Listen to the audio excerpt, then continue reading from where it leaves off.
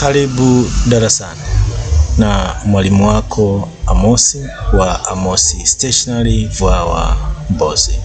Leo tujifunze kwa kifupi kuhusu word art kwenye Microsoft Office Word.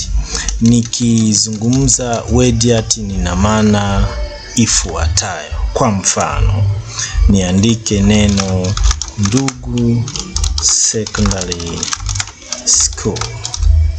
Ili uliweke neno hili katika mfumo wa word art, utaliselekti kwanza. Nikisha select utakwenda kwenye insert. Nikiklik insert nitakuja hapa juu palipoandikwa word art.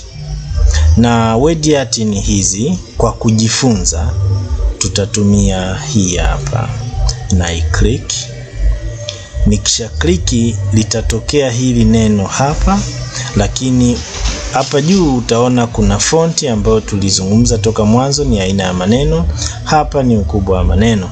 Aina ya maneno unaweza ukaibadilisha ama ukaiacha, lakini ukubwa wa maneno tunashauri upunguze, itabaki 20 au 18. Mfano, sisi tutumie 20. Alafu utakliki okay. Nikisha liweka neno langu katika mfumo wa word art litakuja hivi. Hapa uwezi kulifanyia editings. Ili niweze kuliedit nitakuja hapa mahali palipoandikwa text wrapping. Nitaklik hapa, alafu nitakwenda kuklik in front of text. Utaona sasa hivi neno langu liko editable. Ili uweke ili neno katika mfumo wa word art tunatumia hizi doti za chini, kulia na kushoto.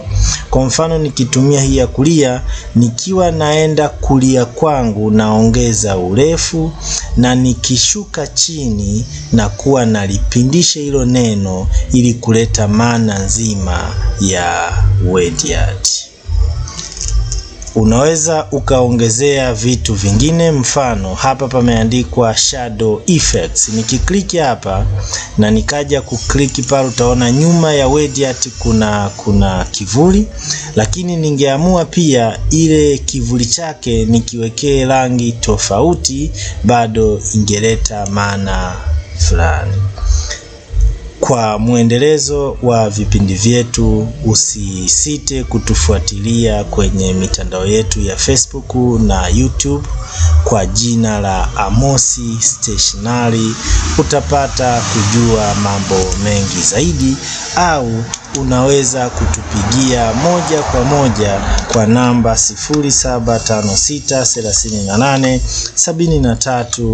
0756387356.